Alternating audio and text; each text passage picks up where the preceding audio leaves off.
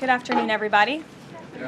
We continue to live with the deadly consequences of Joe Biden's horrific leadership. Nearly 100,000 Afghans were recklessly released into the United States with little to no vetting. There was no regard for the disorder and violence that this would unleash on American communities and American culture.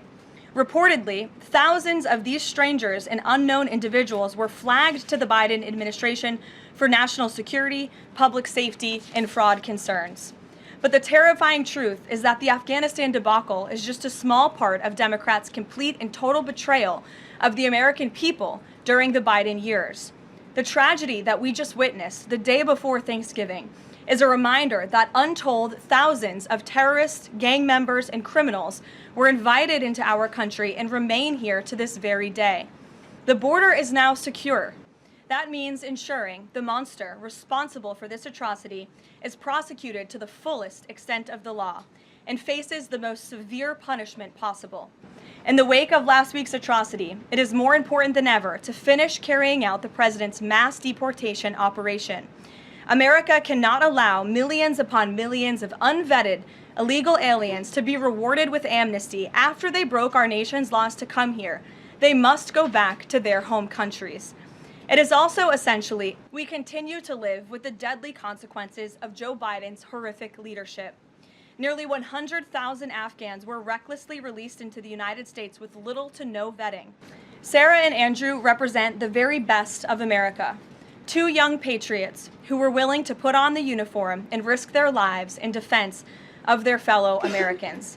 Both of them truly embody the profound words spoken by Jesus Christ in the gospel.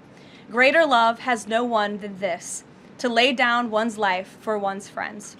Sarah and Andrew are heroes, and we will never forget their sacrifice. That means ensuring the monster responsible for this atrocity is prosecuted to the fullest extent of the law and faces the most severe punishment possible.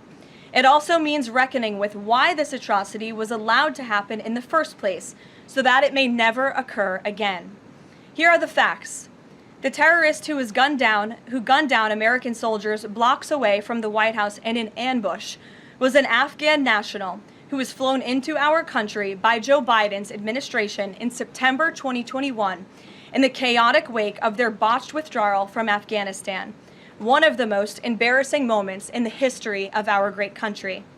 Joe Biden's historic failure in Afghanistan continues to haunt this country and our men and women in uniform.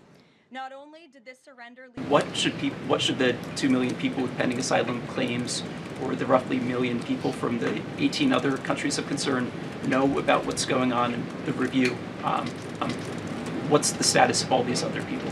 They're essentially paused for review, and the Department of Homeland Security is taking this very seriously because we are not going to allow soldiers like we saw in American streets last week to be gunned down at the hands of these foreign nationals who had the privilege of coming to the United States of America for review. And the Department of Homeland Security is taking this very seriously because we are not going to allow soldiers. If you like this video, then like, share and subscribe to Mirror Now.